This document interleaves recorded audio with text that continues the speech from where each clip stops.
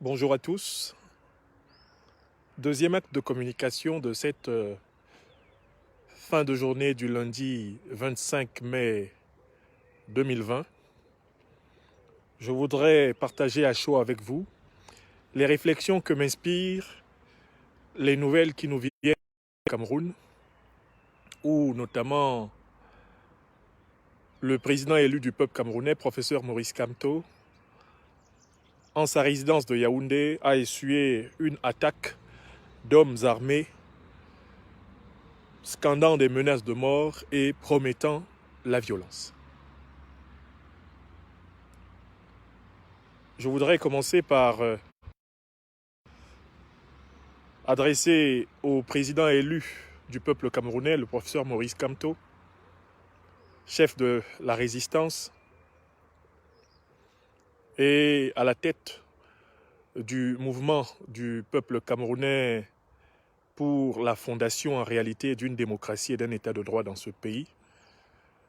Je voudrais lui adresser l'expression de mon fraternel, intense et indéfectible soutien dans cette épreuve qui en réalité est un coup de sémence tiré par le régime satrapique, reptilien, minable, le régime ténébreux de Yaoundé aux abois contre les lignes de la résistance. Je voudrais saluer le calme,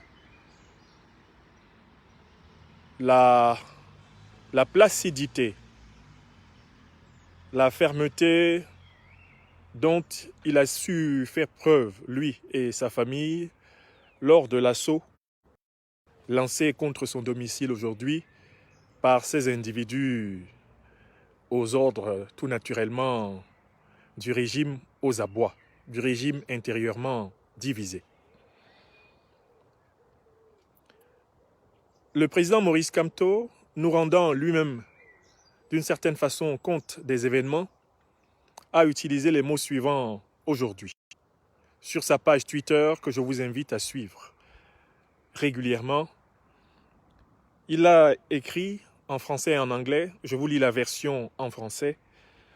Aujourd'hui, ma résidence a été attaquée par des hommes armés, scandant des menaces de mort et promettant la violence. Le Cameroun s'effondre sous un régime kleptocrate et criminel. Les Camerounais doivent rester mobilisés, vigilants et prêts à sauver la nation le cas échéant.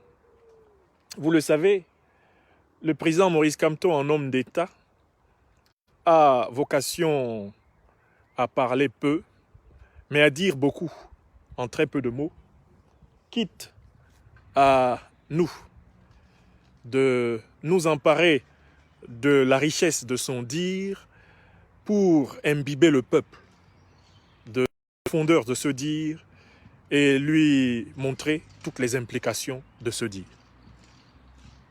D'abord, cet événement nous amène à faire un premier constat. Ce constat est très clair. Le chef de l'opposition camerounaise, le chef légitime du peuple camerounais, parce que président élu depuis le 7 octobre 2018, n'est pas protégé par les institutions de la République du Cameroun. Depuis que ces individus instrumentalisés, lobotomisés, stipendiés, manipulés, ayant le sang à l'œil, et sans oublier toutes les substances nocives de nature à exciter un courage artificiel, se sont approchés, ont encerclé et ont commencé à assassiner du président Maurice Kamto. Aucun membre de la police, aucun membre de la gendarmerie, aucun membre des services de sécurité des personnalités du Cameroun n'a daigné se déplacer pour faire régner le droit du citoyen camerounais Maurice Kamto de jouir en toute quiétude et de la tranquillité de son domicile. C'est un message très profond. Deuxième observation. Les individus qui ont perpétré cet assaut contre la résidence du président Maurice Kamto sont connus. L'organisation dont ils se revendiquent est connue. Elle a été identifiée. Elle est donc connue à la fois des services publics, elle est connue d'une certaine façon des Camerounais, elle est connue qui observent la situation politique camerounaise. Cette organisation, qui s'affiche donc comme une organisation en réalité criminelle, une organisation plus que délinquante mais en réalité criminelle, indique que le régime menace d'assassiner l'élite de la résistance pacifique du Cameroun s'il se sentait vaciller, comme c'est le cas d'ailleurs, sur ses bases. Ça, c'est la deuxième information. Mais il y a une troisième information importante que l'on peut tirer de ce fait. À savoir que lorsqu'on voit la qualité et la quantité des individus qui se sont manifestés pour assaillir la résidence du président Maurice Kamto, on a la confirmation que le régime est résolument devenu impopulaire. Résolument devenu impopulaire parce qu'il a besoin de rassembler 2 tondus, 3 pelés. Il a besoin de rassembler vraiment la pègre de la capitale camerounaise pour tenter d'assaillir, par surprise, la résidence privée d'un homme politique dont la popularité, une fois de plus, par la mobilisation intrépide et spontanée de dizaines, voire de centaines et bientôt de milliers de personnes dans la capitale qui ont afflué vers la résidence du président élu du peuple camerounais, professeur Maurice Kamto, et obligeant ainsi les individus hirsutes, les malotrus, les wisigoths à la solde de l'État voyou, les obligeant à prendre la poudre d'escampette. Eh bien, tout ceci est donc la preuve que le régime de M. Paul Barthélémy Biya, disparu depuis maintenant plus d'1 mois, est un régime définitivement aux abois, un régime qui ne compte désormais que sur la milice, un régime qui ne compte désormais que sur la force brutale pour tenter de sauver ce qui reste de sa crédibilité dans la situation. Face à ces 3 enseignements incontestables, à savoir que c'est donc la civilisation de la brutalité qui est en train de s'imposer comme étant l'actualité la plus évidente. La question inévitable que nous devons nous poser, c'est que devons-nous faire? Avant de répondre à cette question, il nous faudrait en fait nous imprégner du 2e paragraphe de la déclaration sur Twitter du président Maurice Kamto. Il dit « Le Cameroun s'effondre sous un régime kleptocrate et criminel ». C'est-à-dire qu'en réalité, actuellement, le Cameroun est en train d'être pillé. Il est en train d'être mis à sac.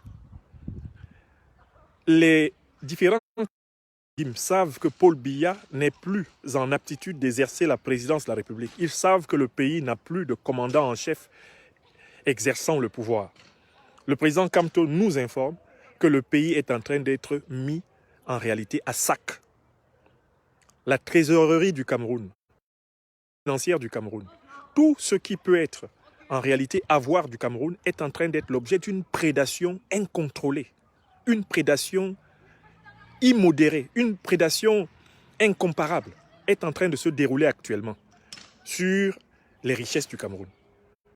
Que les différents clans savent que le grand loup, le kleptocrate en chef, est désormais en incapacité d'action.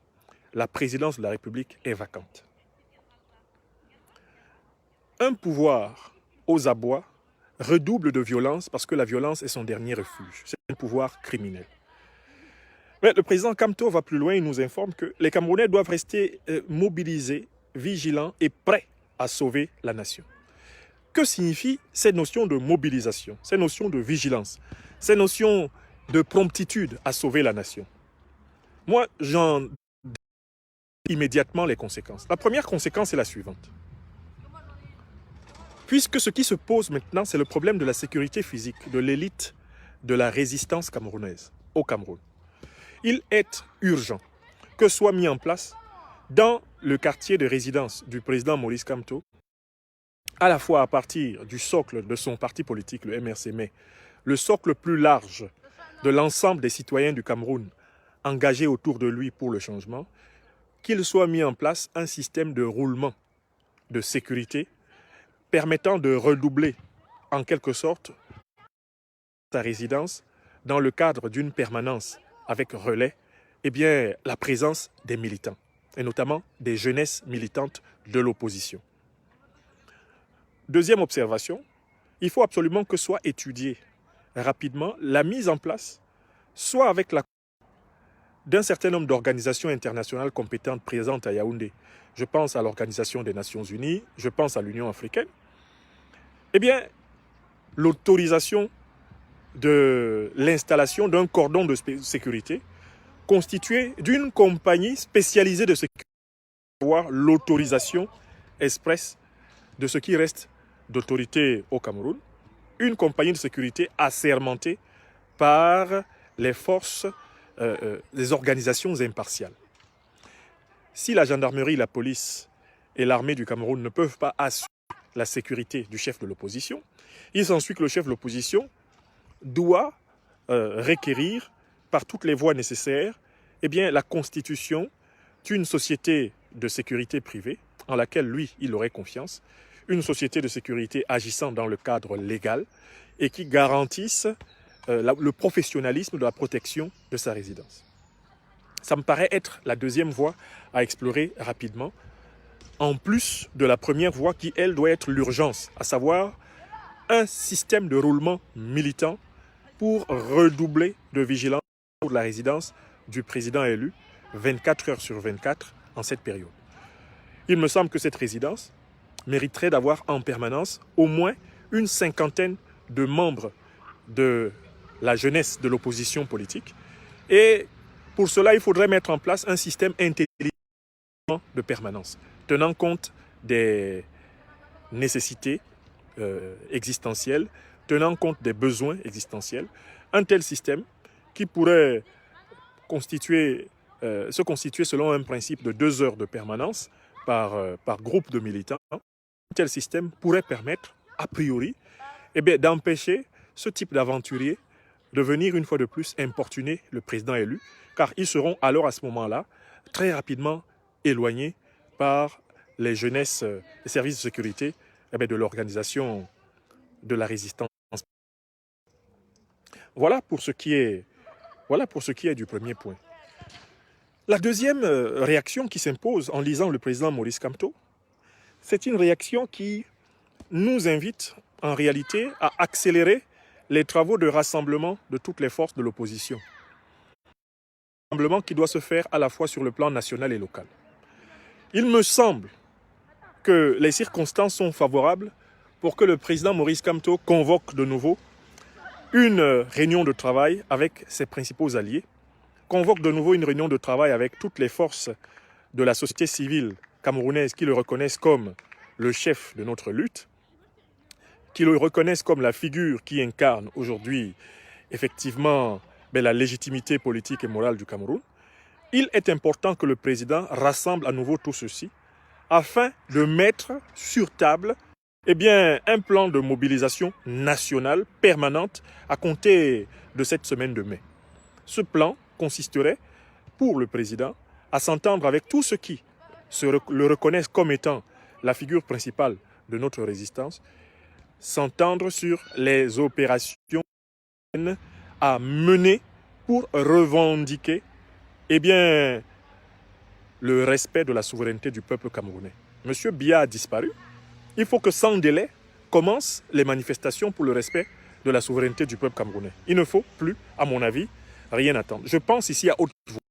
Je n'ai pas la science infuse, mais je vous dis là ce que m'inspire la situation et ce que je dirais d'ailleurs de manière très détaillée, plus détaillée encore au président élu lui-même. Mais ceci fait partie de la partie de ma réflexion que je peux partager à haute voix avec tous les Camerounais et toutes les Camerounaises. Urgence d'un rassemblement plus large de l'opposition avec le noyau du mouvement de la Renaissance du Cameroun, avec toutes les forces de la société civile qui reconnaissent le président Kamto comme le point central de notre lutte, urgence d'une réunion.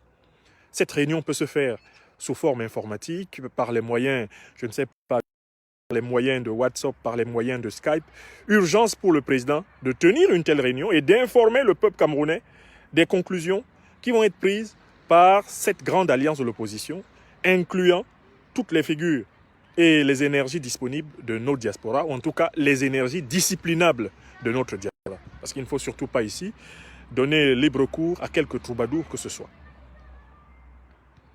Ça me paraît être la mesure suivante, celle qui ne doit plus attendre beaucoup de temps. D'autant plus que, reconnaissez avec moi, que pendant que certains que la pandémie du Covid est un obstacle aux manifestations politiques, le régime Biya vient de nous donner la preuve qu'il peut parfaitement y avoir des manifestations politiques malgré la pandémie du Covid. N'a-t-on pas vu quelques tondus et pelés, certains armés de venir donc organiser une manifestation agressive contre la résidence du président élu? Nous avons donc la preuve que à Maroua, à Garoua, à Ngaoundéré, à Bamenda, à Bouéya, à Douala, à Yaoundé, à Ebolova, à Bertois, à Bafoussam, partout à travers le Cameroun, les Camerounais peuvent porter leur masque Covid et commencer des manifestations publiques de revendication de la souveraineté du peuple. Il faut pour cela que tout ceci se fasse de manière coordonnée et disciplinée et que ceci se fasse en bonne entente avec la figure principale de la résistance, le président Maurice Kamto. De ce point de vue, je ne vais pas anticiper sur ses responsabilités, je ne vais pas anticiper sur son agenda. J'imagine que tout ceci est dans son esprit. Mais je pense que c'est de plus en plus dans son esprit parce qu'il dit « les Camerounais doivent rester mobilisés ». Une telle mobilisation ne va pas être possible sans qu'on ne mène des opérations publiques montrant aux Camerounais que nous sommes prêts. Il dit que les Camerounais doivent rester vigilants. La vigilance ne peut être aujourd'hui à l'œuvre au Cameroun que si, de ville en ville, de localité en localité, de campagne en campagne, et aux nations. C'est absolument important. Donc, le président dit qu'il faut être mobilisé, vigilant et prêt. Pour être mobilisé, vigilant et prêt, il faut être organisé. Et il est donc important que des actes d'organisation, à tous les niveaux, se multiplient. Car en réalité, l'erreur qu'il ne faut pas commettre, c'est de lancer des mots d'ordre sans avoir suffisamment structuré les citoyens et les populations pour les exécuter. Lancer des mots d'ordre, balancer des annonces, faire des effets d'annonce sur des actions que l'on va mener, sans avoir suffisamment structuré le terrain, c'est de l'impréparation, c'est de la malpréparation, c'est de l'imprudence et malheureusement, c'est jouer le jeu de l'ennemi. Le régime aimerait même faire précipiter un certain nombre d'actions parce que le régime croit savoir que l'opposition n'est pas suffisamment prête, qu'elle n'est pas suffisamment organisée. À nous, de l'opposition, de hâter nos travaux d'organisation et de structuration à tous les niveaux et à, en réalité, commencer, il me semble, sans tarder, les manifestations de revendication de la liberté, de la souveraineté du peuple camerounais. C'est-à-dire des manifestations qui vont exiger le plus rapidement possible le constat de la vacance du pouvoir, le plus rapidement possible la libération des prisonniers politiques, anglophones et francophones, le plus rapidement possible la tenue des assises nationales inclusives pour la refondation du pacte démocratique national, la mise en place d'une commission de constituante pour une nouvelle constitution fédérale qui va être négociée entre toutes les forces du Cameroun, les forces politiques du Cameroun, et bien l'anticipation, d'ores et déjà, de la future loi électorale, l'anticipation du futur organe électoral, l'anticipation, d'ores et déjà, de la nature profonde, des élections présidentielles, législatives et municipales anticipées. Car j'espère que tout le monde l'a bien compris au Cameroun, nous sommes en train d'aller vers des élections présidentielles, législatives et municipales anticipées.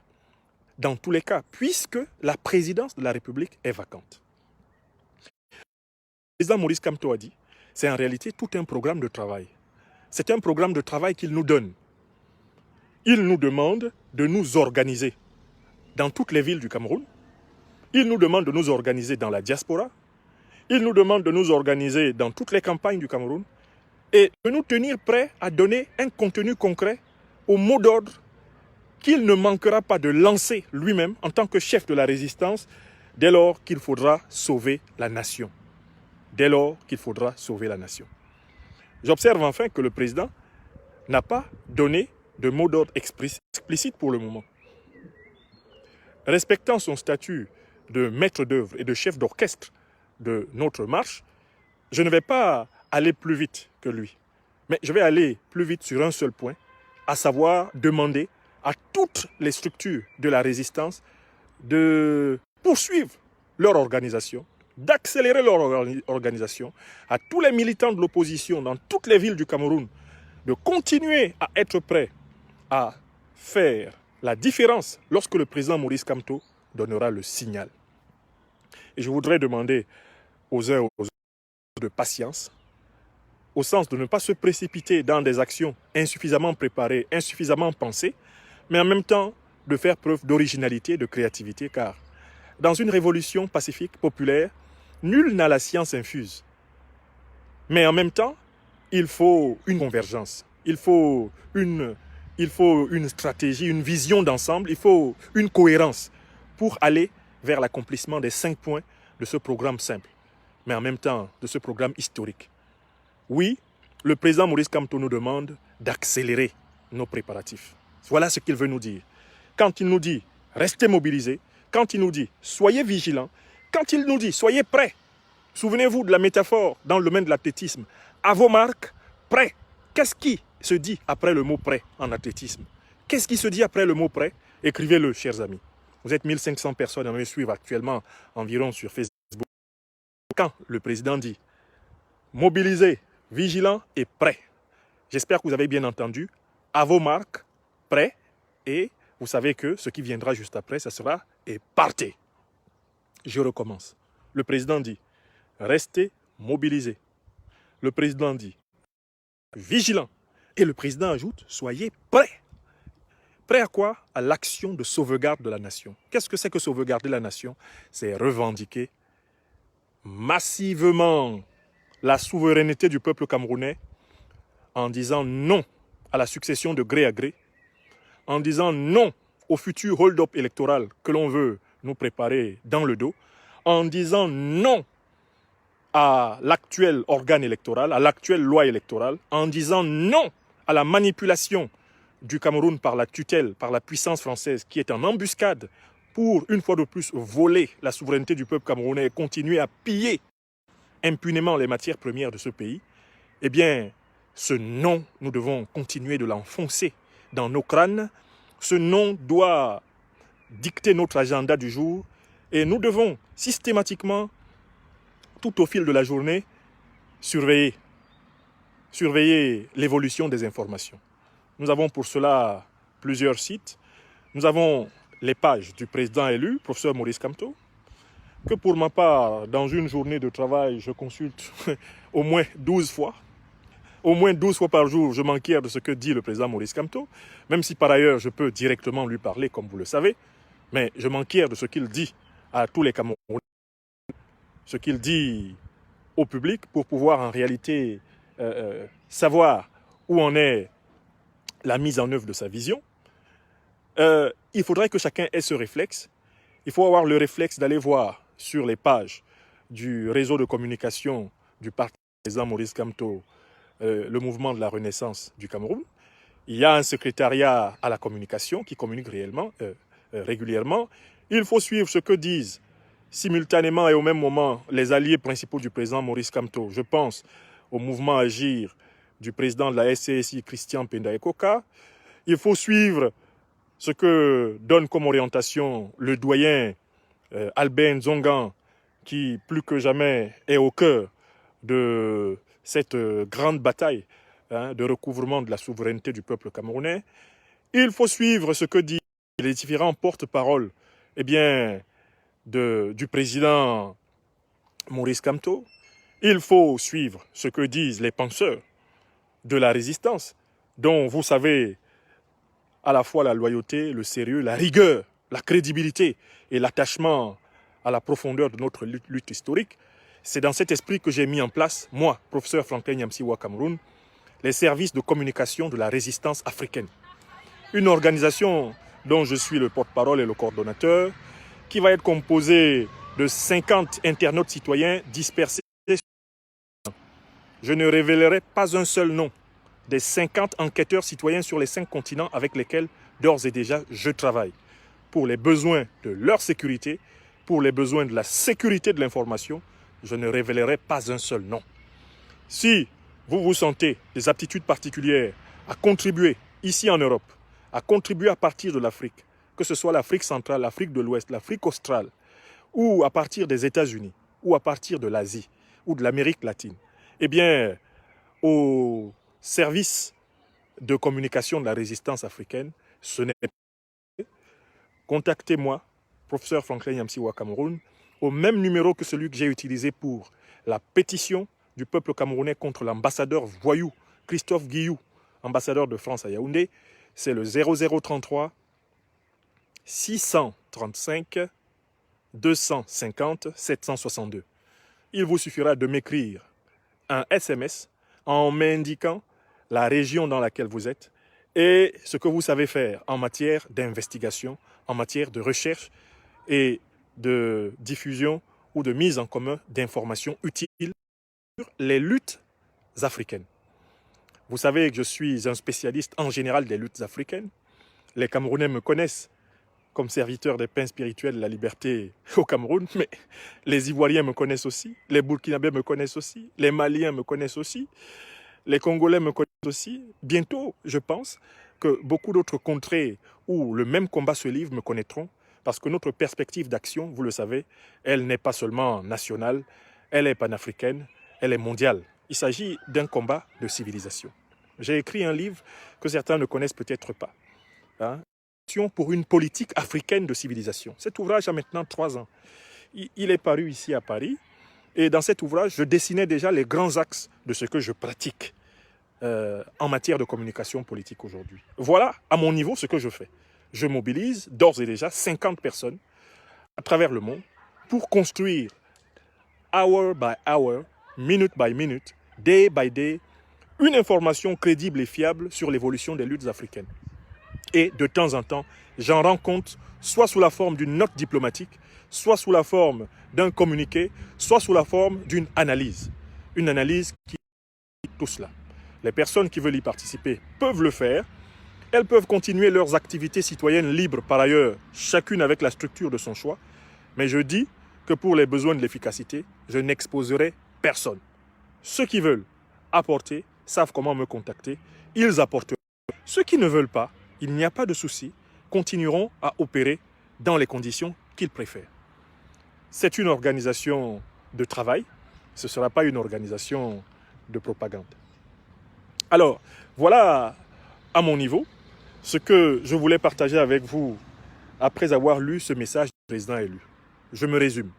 Le président élu a besoin d'ores et déjà de bénéficier d'un système rotatif de vigilance militante à son domicile. Ce système, selon un système de 2 ou 3 heures de roulement, peut parfaitement permettre qu'une trentaine à une quarantaine de militants, eh bien, toutes les 2 heures, viennent quelque part, comme dans une espèce de permanence, eh bien, assurer la tranquillité des lieux. Son organisation sera en mesure de choisir la quantité et la qualité des personnes qui pourront se relayer dans cette période très difficile. Je pense qu'il est nécessaire que le président élu, et je lui en ai déjà parlé, je lui en reparlerai, eh bien, obtienne, à défaut de pouvoir être protégé par les forces de l'ennemi, ne serait-ce que l'autorisation qu'une société de sécurité privée, une société de sécurité assermentée, une société de sécurité qui n'est ni de près ni de loin une milice, lui garantisse le minimum de quiétude qui est dû mais à la principale figure politique de l'opposition dans un pays qui est obligé d'aller vers une vraie civilisation politique. C'est ce que j'ai dit sur le premier point. J'ai dit sur le second point que le président élu nous demande, dans toutes les villes du Cameroun, en réalité, du nord au sud, de l'est à l'ouest, en passant par le centre, de hâter nos préparatifs pour les grandes manifestations populaires, pour être prêts à répondre à son appel. Il nous demande d'être prêts. Il faut que ce soit clair dans la tête de tout le monde. Le président nous demande d'être prêts. En fait, il a dit à vos marques, prêts, mais il n'a pas encore dit partez. Je recommence. Le président nous demande d'être prêts. Il a dit à vos marques, il a dit prêts, mais il n'a pas encore dit partez.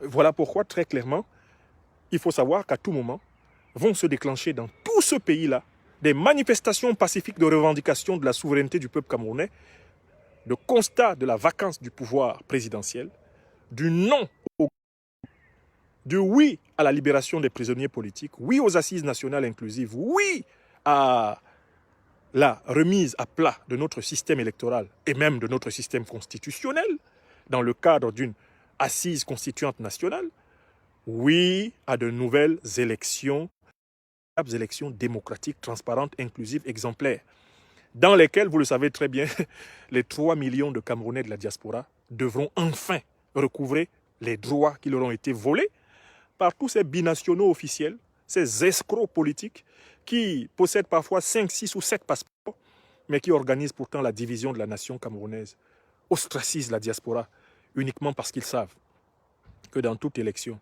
avec les 3 à 4 millions de Camerounais de la diaspora, eh bien, la cause du régime satrapique ou de ses satellites serait entendue. Voilà. Et j'ai conclu en disant, moi, professeur Franklin Nyamsiwa Cameroun, tirant toutes les leçons de l'accélération de la situation, j'ai mis en place, et ils sont déjà opérationnels, les services de communication de la résistance africaine. J'ai bien dit africaine. Je n'ai pas simplement dit camerounaise. Le Cameroun est partie totale de l'Afrique et le combat des Camerounais s'inscrit dans une géopolitique africaine que seuls les naïfs ne comprennent pas. Ce qui se passe dans la case Cameroun et ce qui se passe dans la case Nigeria, dans la case Côte d'Ivoire, dans la case Gabon, dans la case Congo, dans la case Togo, dans la case République centrafricaine, dans la case Tchad, tout cela est interconnecté. N'ayez aucune espèce de naïveté à croire que le Cameroun est un empire dans un empire. Non, le Cameroun est un îlot de la France-Afrique. Et il faut connecter les synergies, il faut nourrir les uns par les autres, il faut se nourrir des expériences des autres, il faut se nourrir des leçons des autres, il faut se nourrir de l'expertise aussi des autres, tout en apportant aux autres la nôtre. Je maintiens donc, une fois de plus, en ce lundi 25 mai 2020, la nécessité de continuer à pétitionner l'ambassadeur fraudeur de France à Yaoundé. On doit continuer à lui mettre la pression. Nous sommes en train d'approcher les 80 000 pétitionnaires ce soir. plus de 40 000 sur la pétition centrale, pratiquement 20 à 25 000 sur les pétitions suivantes et aujourd'hui presque 10 000 par la voie WhatsApp. Je salue les Camerounais du nord au sud, de l'est à l'ouest. Je salue les Camerounais qui, du fin fond des villages, certains des villages du centre et sud, des villages de l'ouest, des villages du littoral, les Camerounais qui le passent par WhatsApp pour envoyer un message et qui tiennent tant à vérifier que leur signature de la pétition a été actée. Je les félicite. Je félicite toutes les citoyennes, tous les citoyens du Cameroun qui enfin prennent goût à agir sur leur avenir, agir sur le présent. Et je leur dis, continuons à agir pour être prêts. Prêts, parfaitement prêts à répondre présent, eh bien, au mot d'ordre intrépide, précis, que le président élu du peuple camerounais, professeur Maurice Kamto, ne manquera pas de donner lorsque son analyse de la situation, en laquelle j'ai confiance, lui permettra, en tout état de cause, de penser que, eh bien, l'heure est arrivée. Voilà le sens de la communication que je voulais apporter ce jour. J'espère que chacun d'entre nous, lisant et comprenant le président Maurice Kamto, mesure l'importance des moments que nous sommes en train de vivre. L'heure est grave. Nous allons vers l'épreuve de vie. Nous allons vers la grande confrontation entre le peuple camerounais et les clans du gré à gré. Ces clans du gré à gré qui paniquent. Vous avez appris la fuite d'une partie du clan de Nanga et Boko, avec l'exfiltration massive des enfants de l'actuel secrétaire général à la présidence de la République, selon les renseignements qui nous parviennent et qui de plus en plus sont confirmés. Vous apprenez les menaces qui courent entre les clans de Vomeka, de Nanga et Boko et le clan des argentiers armuriers le clan des argentiers armuriers incarné par M. Louis-Paul Mot. Un clan qui finance un certain nombre de snipers. Ici, dans notre diaspora, des snipers qui jouent aux opposants, mais qui en réalité sont d'ores et déjà entièrement corrompus. Eh bien, tous ces clans-là vont tenter de manipuler l'information, les uns contre les autres. J'ai souligné ce fait-là aujourd'hui, je l'ai réexpliqué aux gens. Quand vous entendez information du régime Biya, entendez par là 3 informations qui seront de plus en plus contradictoires. Il y aura d'un côté les informations du clan de Mvomeka, dirigé par Franck Biya, et le général René Claude Meka, s'il se relève de son lit d'hôpital. Vous avez de l'autre côté le clan de Nanga et Boko, incarné par Madame Biya et son homme de main Ferdinand Ngongo. Et vous avez le clan des argentiers armuriers, dirigé par M. Louis-Paul Motazé. Ce clan-là, lui aussi, délivre des informations qui sont souvent contradictoires et parfois convergentes avec celles des autres clans. Ils ont des intérêts convergents, à savoir qu'ils veulent que le régime Biya se survive à lui-même, à travers l'un de leurs groupuscules. Mais ils ont des intérêts contradictoires, à savoir qu'ils se combattent les uns les autres et croient pouvoir ainsi, en gagnant l'un contre les deux autres ou les uns contre les autres, imposer au peuple camerounais leur dictature. Le peuple camerounais, quant à lui, doit balayer les 3 clans. Nous ne voulons plus à la tête du Cameroun ni le clan de Mvomeka, ni le clan de Nanga et Boko, ni le clan des argentiers armuriers qui se sont mis à corrompre un certain nombre de jeunes voyous, de pseudo-révolutionnaires au sein de notre diaspora. Nous ne voulons plus de ces 3 clans. Et le message du président élu est très clair. Il est très clair. Quand ce sera l'heure, ce sera l'heure. Et nous sommes déjà dans l'heure. Puisque le président élu nous dit, à vos marques, prêts, attention, à tout moment, il dira partez. À tout moment, il dira partez. Et que nul ne dise, j'étais à Garoua, je n'avais pas entendu qu'il fallait être prêt à revendiquer la souveraineté du peuple camerounais. J'étais à Maroua, je n'avais pas entendu. J'étais à tel endroit, partout où nous serons, chacun devra participer, œuvrer à mener les opérations de revendication, effectivement, du non au gré à gré, du non au hold-up électoral, autant les hold-up du passé que les futurs hold-up électoraux, non au maintien en prison de nos frères anglophones et francophones, notamment représentés par mon frère, l'immense Mamadou Mota, mon frère, l'immense Sissoukou Ayouk Tabé. Et oui, tout cela va être posé sur la table, car il s'agit de fonder un Cameroun, des Camerounais, un Cameroun fraternel. Chers amis, voilà ce que je tenais à vous apporter comme message à partir de l'interprétation que je fais de cette journée singulière. Hâtons notre organisation, soyons prêts. Ne nous précipitons pas dans des actions insuffisamment pensées, insuffisamment mobilisatrices. Bien au contraire, rassemblons-nous comme un seul homme autour du visage qui incarne la révolution pacifique du peuple camerounais, le professeur Maurice Kamto, et accomplissons le grand saut. Pour ma part, avec les services de communication de la résistance africaine qui viennent d'être mis en place, vous allez voir, je vais redoubler d'ardeur.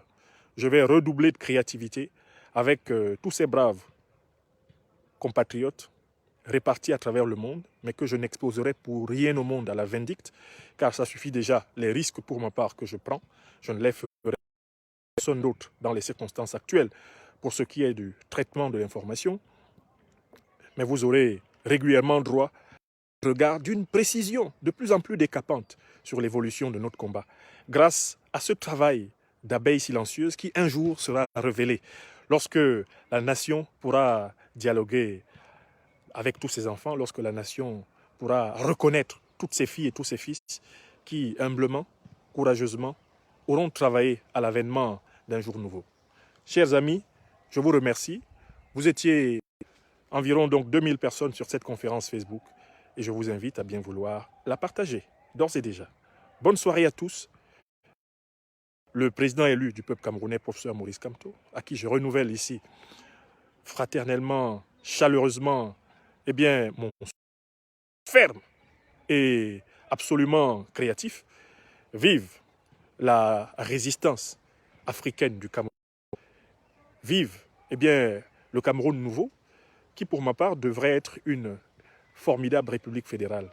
Une république fédérale qui bâtira sa capitale, Cameroun Town. Quelque part là, entre Nanga Eboko et Ngaoundéré, sur cette zone de beaux plateaux. Ce Cameroun nouveau qui se construira en bonne entente avec toutes les diversités. Eh bien voilà, c'est pour cela que nous œuvrons. Et nous sommes contents d'être là dans le monde, eh bien, en ce 21e siècle, et d'avoir eh bien, ce défi. Ce n'est pas peu que de vivre cela. Portez-vous bien, tenons bon, et comme le président a dit, poursuivons chacun et hâtons les préparatifs. Je vous remercie. Portez-vous bien. Je ne pourrais vous saluer individuellement. Eh bien, à chacun d'entre vous, j'offre les images ce soir tombant de Normandie. Je vous offre ce soir normand. Les images de ce soir normand. Ce beau soir de Normandie. Au revoir. Portez-vous bien.